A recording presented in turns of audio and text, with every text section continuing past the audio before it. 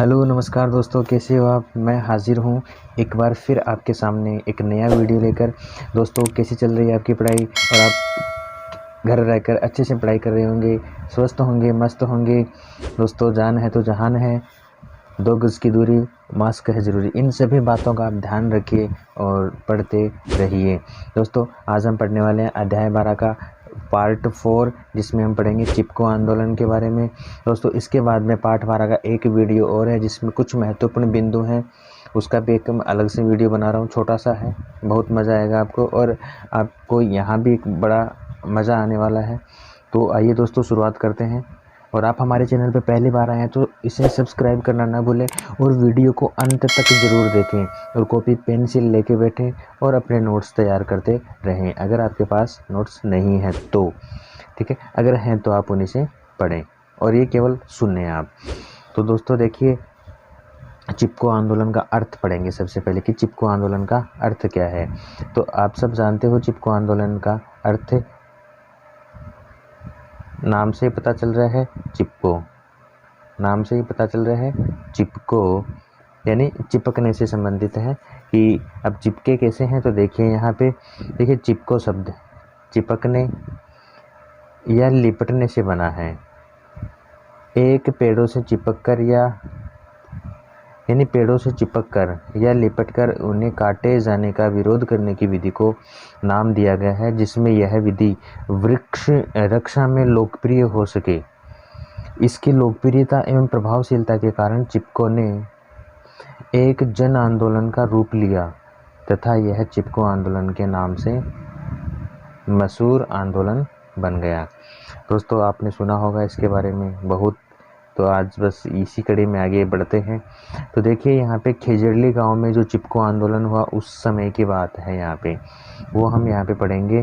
तो देखिए दोस्तों, जोधपुर के राजा कहाँ के थे, जोधपुर के, आलीशान महल बनाने की इच्छा हुई, किंतु महल में ईंटों को पकाने हेतु ईंधन की आवश्यकता हुई तो सभी चिंतित हो गए, क्योंकि उस मरुभूमि में वनों का अभाव था। इसी समय किसी ने राजा को खेजड़ली गांव के हरे भरे वनों की ओर ध्यान आकृष्ट कराया। तत्काल खेजड़ली के वनों को काटने के लिए राज्य कर्मचारी अपनी अपनी कुल्हाड़ियां लेकर रवाना हो गए। वर्षा ऋतु होने से गांव के लगभग सभी पुरुष खेतों में गए हुए थे और जब कर्मचारी पेड़ काटने की तैयारी में थे, उनकी आवाज़ सुनकर श्रीमती अमृता देवी तथा उनकी तीनों पुत्रियां बाहर आई। पेड़ काटने आए कर्मचारियों से प्रार्थना की कि पेड़ न काटें, क्योंकि पेड़ काटना धर्म के खिलाफ है। अमृता देवी ने कहा, वाम लिया दाग लगे, टुकड़ों देवो न दान, सर साठे रुख रहे तो भी सस्तो जान, अर्थात यदि सर कट जाए और पेड़ बच जाए तो भी सस्ता सौदा है। तो ऐसी भावना थी अमृता देवी की। उन्होंने पेड़ों के लिए अपने आप को, अपने परिवार को बलिदान कर दिया और उनके बलिदान को देखकर उनके गांव में जो और लोग थे उन्होंने भी अपना बलिदान कर दिया। तो देखिए दोस्तों, आगे अमृता देवी अपने धर्म की रक्षा के लिए पेड़ से लिपट गई। कुल्हाड़ियों के प्रहार से उनका शरीर क्षत विक्षत होकर जमीन पर गिर पड़ा। उनकी तीनों मासूम कन्याएं भी पेड़ से लिपट गई और उनके शीश भी धड़ से अलग कर दिए गए। यह दुखद समाचार सुनकर सभी ग्रामवासी एकत्रित हो गए।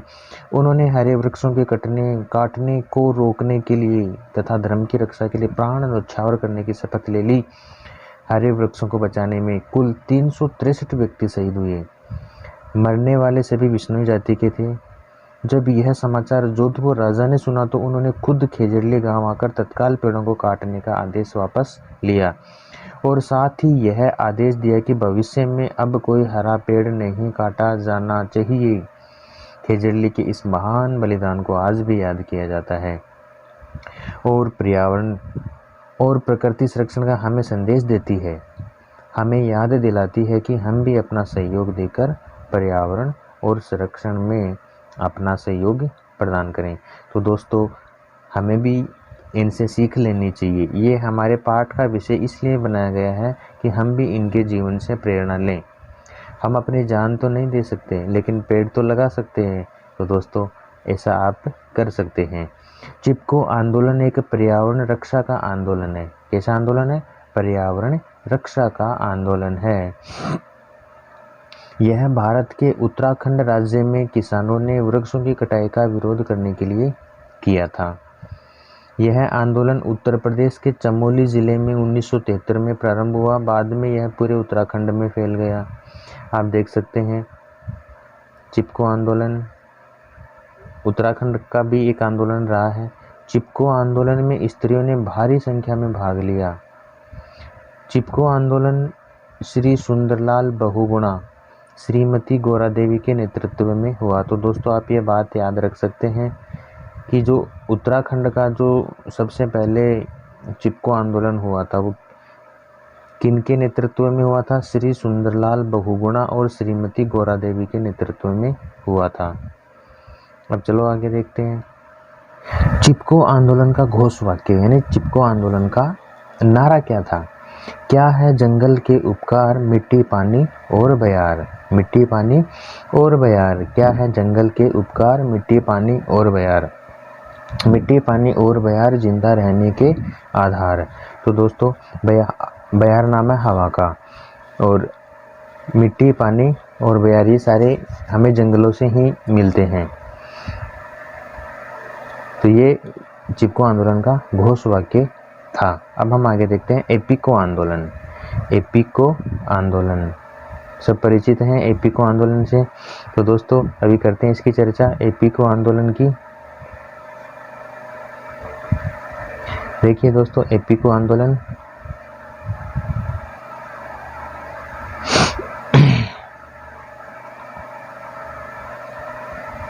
एपिको आंदोलन चिपको आंदोलन की सफलता से प्रेरित होकर वनों की सुरक्षा के लिए दक्षिण भारत में पांडुरंग हेगड़े सुरक्षा के लिए दक्षिण भारत में आंदोलन पांडुरंग हेगड़े के नेतृत्व में शुरू हुआ। यह आंदोलन एपिको आंदोलन के नाम से जाना जाता है। तो दोस्तों ये है एपिको आंदोलन जो दक्षिण भारत में हुआ था, और वहाँ पर उसकी भाषा में एपिको का अर्थ चिपकने से ही है। तो वहाँ पर वनों से चिपक कर लोगों ने ऐसा किया और पांडुरंग हेगड़े के नेतृत्व में हुआ। अब वृक्षों से बचाव के लिए महत्वपूर्ण आंदोलन यहाँ पे दिए गए हैं। पहला है चिपको आंदोलन, दूसरा एपिको आंदोलन, तीसरा है मैत्री आंदोलन और चौथा है सामाजिक वानिकी। ये सारे क्या हैं? वृक्षों को बचाने के लिए महत्वपूर्ण आंदोलन रहे थे।